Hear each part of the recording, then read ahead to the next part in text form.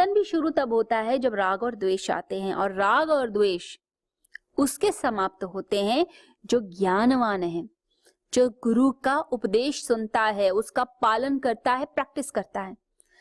ज्ञान की प्राचीर खड़ी कर दीजिए अपने आसपास एक प्राचीर बना दीजिए, एक वॉल बना दीजिए ज्ञान की, नॉलेज की। ये नॉलेज इंफॉर्मेशन नहीं है, ये नॉलेज जो है ये आत्मज्ञान की बात की जा रही है।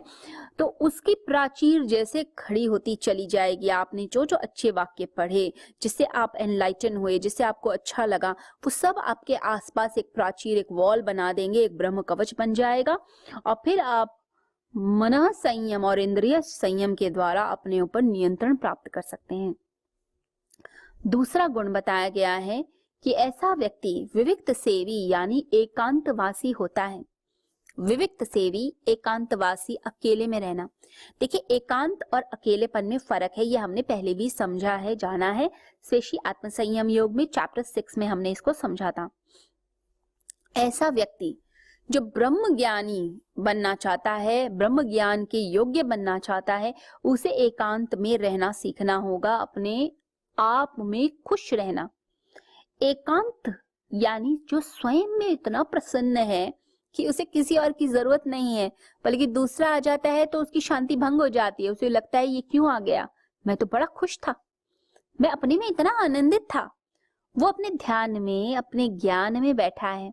जैसे बहुत से योगी होते हैं जो स्वाध्याय करते हैं, यानी ग्रंथ खोलेंगे, गीता खोली और गीता को पढ़ना शुरू करा, मन ही मन एनालिसिस स्टार्ट करी, फिर अपने मन की भूमि को देखा, फिर बुद्धि के तल पे देखा, फिर एनर्जी के लेवल पे देखा कौन सी वृत्ति उठती है, उसको नोट डाउन करते हैं, उन्हें क्या अनुभव हुए, शास्त्र ने क्या कहा, गुरुजनों ने क्या कहा, वो सब बैठकर उसके बारे में सोचते हैं, लिखते हैं।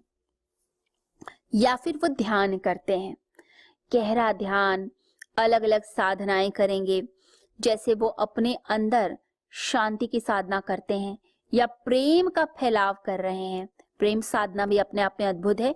आप अकेले बैठे हैं और प्रेम को फैला रहे हैं, पूरे जगत में प्रेम फैले, पूरे जगत में प्रेम फैलता जाए, मेरे हृदय से प्रेम निकले और वो प्रेम इस पूरे कमरे की दीवार को भरता जाए। फिर धीरे धीरे वॉल्स को छूता जाए, वॉल्स को छूते छूते वह इस कमरे से, इस मकान से बाहर निकल जाए और पूरे आकाश को छू जाए, और आकाश को छूते छूते वह ब्रह्मांड में खोता जाए, ब्रह्मांड के कोने कोने तक पहुंचता चला जाए, हर कण को स्पंदित करे। तो ऐसा वो एक तरीके का ध्यान करते हैं जैसे स्प्रेड हो रहा है, अंदर से बाहर स्प्रेड। तो वो एक प्रेम का एक सेंटर बन गए हैं, वो एक मैग्नेट है, वो अंदर से वाइब्रेट करते हैं, वो हर उस प्राणी को अपनी तरफ अट्रैक्ट कर लेते हैं जो प्राणी प्रेम चाहता है। इसलिए योगियों के पास लोग बैठना चाहते हैं। संतों के पास प्रेम क्यों अनुभव होता है? क्योंकि हृदय से प्रेम हमेशा बहता है, जिसे कहते हैं जैसे प्रकाश झरता है, तो वैसे ही प्रेम झरता है उनके अंदर से, फैलता जाता है। इतना प्यारा लगता है बैठकर संतों के साथ। तो वह व्यक्ति एकांत में, एकांत के क्षणों में स्वयं को साधेगा। दूसरे की उपस्थिति बल्कि परेशानी बनती है। लेकिन दूसरी बात होती है अकेलापन। अकेलेपन में क्या है, जो आम लोगों को प्रॉब्लम है, उन्हें फिर सिनेमा चाहिए, उन्हें फिर कोई व्यक्ति चाहिए, उन्हें कुछ एंटरटेनमेंट का सोर्स चाहिए, फिल करना है खुद को। अंदर जो शून्य है, अंदर जो वॉइड है, उसको फिल करना चाहते हैं। फिल करने का तरीका है टीवी खोलो, रेडियो देखो, न्यूज़पेपर पढ़ो, कुछ तो करो जिंदगी में। बिना करे वो कुछ नहीं रह सकते। अकेलेपन में बोर होते हैं। जैसे कई लोग हिमालय चले जाएं या ऐसे स्थान पे जाएं जहाँ साधना होती हो, वो तो एक दिन में बोर हो जाते हैं। कहते हम करें क्या, यहाँ तो कुछ नहीं है घूमने को, यहाँ तो कोई मॉल नहीं है, यहाँ कोई थिएटर नहीं है, यहाँ कोई शॉपिंग कॉम्प्लेक्स नहीं है, हम क्या करें, कोई रेस्टोरेंट नहीं है, हमें तो कॉफी पीनी है। तो वो लोग जो है राजसिक प्रवृत्ति के होते हैं, उन्हें हर चीज चाहिए। ब्रह्मज्ञानी मनुष्य एकांतवासी विविक्त सेवी होगा एक चीज, साथ ही साथ में लघवाशी यानी मिताहारी, भोजन उसका कम होगा। एक्सेस फूड नहीं खाएगा कि खाए जा रहे हैं। जैसे हमने तामसिक सुख के बारे में पढ़ा अभी और जाना अभी कि तामसिक व्यक्ति खाता जाता है, पेटू होता है, जहां से सुगंध आई चाट की, जहां से सुगंध आई अच्छे अच्छे भोजन की, वहीं जाके बैठ जाएगा। रोटी इसके लिए बड़ी इंपॉर्टेंट होती है, खाना बड़ा इंपॉर्टेंट होता है, लेकिन सात्विक व्यक्ति भोजन कम करता है, मिताहारी बैलेंस खाता है। मिताहार, इसके बारे में हमने चैप्टर 6 में पढ़ा है। श्लोक नंबर 17 में हमने जाना कि कैसे मिताहार इंपॉर्टेंट है। थोड़ा थोड़ा करके खाइए, लेकिन हर 2 घंटे बाद खाते जाइए, इससे आपके अंदर सात्विकता की वृद्धि होगी। ऐसे व्यक्ति का शरीर, मन और वाणी ये संयत होती है। बोलना, उसके मन का विचार, शरीर की एक्टिविटी, हर चीज को बैलेंस करेगा। साथ में वो व्यक्ति ध्यानी होता है, ध्यान में बैठेगा। देखिए, मन है वृत्ति स्वरूप, कुछ ना कुछ वृत्तियां बनाएगा, कुछ ना कुछ अंदर प्ले करता है। तो आप क्या करें, आप उसे एक सब्जेक्ट दे दीजिए कि परमेश्वर का चिंतन करना है, परमात्मा का चिंतन, परमात्मा के गुणों का, मैं ब्रह्मज्ञानी कैसे बनूं, ये सब सोचिए। तो सोते जागते उठते बैठते बस भगवान भगवान भगवान, चारों तरफ परमात्मा, अंदर ओमकार चलता रहे। भोजन करते हैं तो परमात्मा को प्रणाम करते हुए भोजन को आपने लिया मुख में और महसूस किया कि परमात्मा को खिलाया। आप भोजन नहीं कर रहे, आप तो परमात्मा को प्यार से खिला रहे हैं। तो एक लिमिट तक ही फिर आप खाएंगे, ओवर ईटिंग नहीं करेंगे। ये सात्विक मनुष्य का लक्षण है। तो हर समय ध्यान किसमें, परमात्मा में। साथ ही साथ वो होगा वैरागी। वैरागी का मतलब क्या हुआ, यानी अनासक्त, विषयों में बहुत ज्यादा उलझेगा नहीं।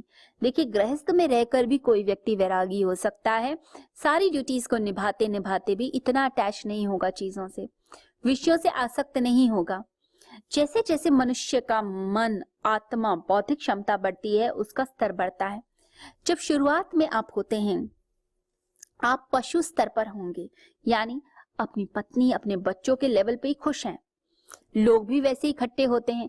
लेकिन फिर क्या होता है, फिर आप समाज के लिए, देश के लिए, अपने मोहल्ले के लिए, इसके लिए काम करते हैं, तो आपके आसपास वैसे ही लोग इकट्ठे हो जाते हैं। फिर जब मैच्योरिटी और बढ़ती है तो आप में आध्यात्मिकता आती है। तब आप सभी प्राणी मात्र में उसी परमेश्वर के दर्शन करते हैं और फिर आपके आसपास साधक, देवगण, गुरुजन, ऋषिगण, मुनिगण, ये सब आपके पास आने लग जाते हैं। तो आपका लेवल बढ़ता जाता है। भगवान श्री कृष्ण कहते हैं, अगर आप ब्रह्म ज्ञान चाहते हैं तो ब्रह्म ज्ञान की योग्यता प्राप्त कीजिए। लोग कैसे हैं, लोग कहते हैं कि परमात्मा बस मिल जाए। परमात्मा मिलेंगे, लेकिन उसके लिए पहले हमें योग्य होना पड़ेगा।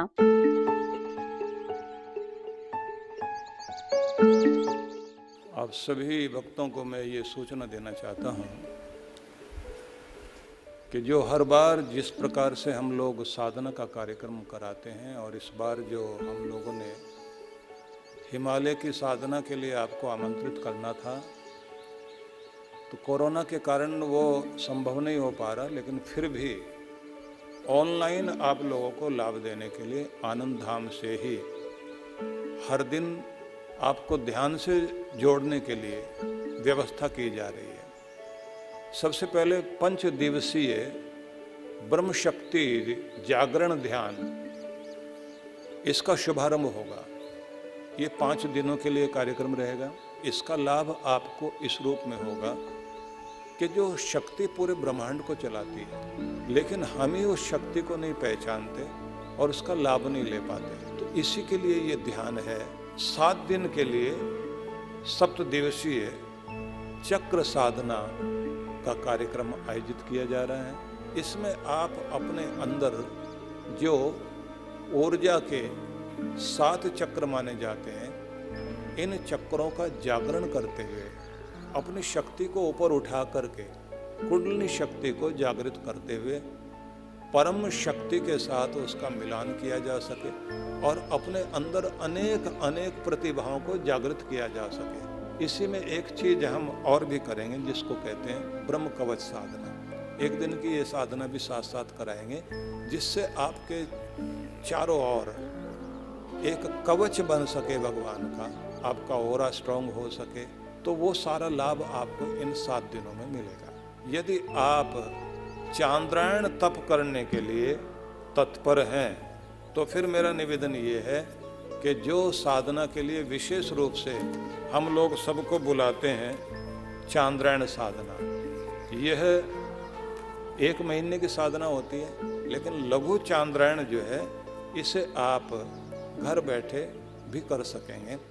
और इस साधना में आप देखेंगे कि आत्मशोधन, स्वर्ग प्राप्ति और पाप विमोचन की जो क्रियाएं हैं, जिससे अंतःकरण की शुद्धि हो सके, पंचभूत और पंचतन मात्राओं की शुद्धि हो सके, उसके लिए जो है ये चांद्रायण तप, अनुष्ठान और यज्ञ इसमें शामिल होता है।